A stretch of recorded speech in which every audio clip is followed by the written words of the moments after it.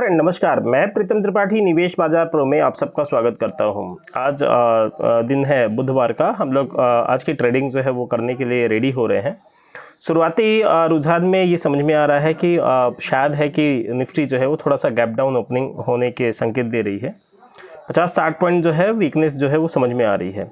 इसके अलावा भी कल हम हमारा जो मिड सेशन का ट्रेड हमने रखा था तो 23,500 का ऑलरेडी पुट रखा था, उसमें प्योर इंट्राडे ट्रेड था।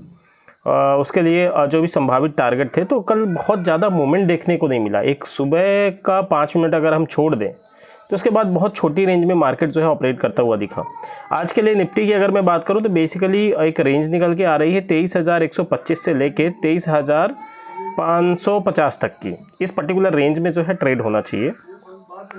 तो 23,550 23,600 का रेंज अगर मिलता है तो वहाँ से हम लोग शॉर्ट ऑपरेट करेंगे, और जिसके क्रमशः टारगेट हो जाएंगे 23,450, 23,400, 23,375, 23,300, 23,250 तक के। और नीचे के केस में अगर मैं बात करूं कि 23,125 से 23,200 का जो है बाइंग रेंज होगा। इसमें हम लोग 23,050 का जो है स्टॉप लॉस लेके चलेंगे, और इनके टारगेट जो हो जाएंगे 23,375, 23,425, 23,475, 23,560, 23,600 तक के। तो इस तरीके का आपका निफ्टी का हो गया। बैंक निफ्टी में भी क्रमशः इसी तरीके की चीज़ें जो है देखने के लिए मिलेंगी, और बैंक निफ्टी में भी हम लोग 52,800 तक के टारगेट जो है एक्सपेक्ट करके चल रहे हैं। सेम सेंसेक्स में भी हम लोग 76,900, 77,200 तक के टारगेट जो है एक्सपेक्ट करके चल रहे हैं।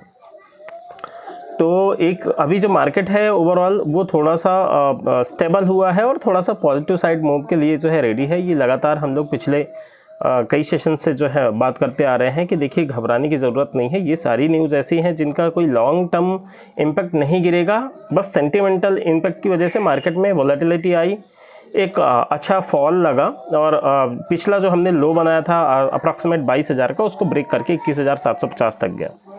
7 अप्रैल को जब 21,750 का लो लगा था तभी भी हमने बात की थी कि देखिए यहाँ डरना नहीं है, यहाँ हमें डेफिनेटली खरीद के जाना है।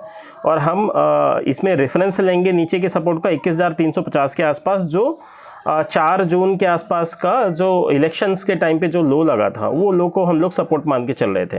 अब आगे के लिए क्या, देखिए ग्लोबल मार्केट में चीज़ें थोड़ा सा सुलझती हुई दिख रही हैं, जिनका एक पॉजिटिव इम्पैक्ट स्टॉक्स के ऊपर पड़ना चाहिए। अब नया अगर कुछ प्रॉब्लम आता है तो वो चीन की तरफ से अगर कुछ भी ऐसी चीज़ होती है जिसकी वजह से यूएस और इनके डील पे कुछ फ़र्क पड़ता है, तो वही आपके लिए एक रिस्क है। और बाकी सिंपल है।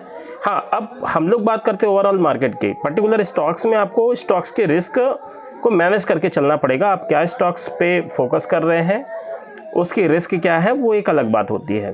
तो हम लोग स्टॉक्स के बारे में भी डिस्कस करेंगे। Thank you, have a good day.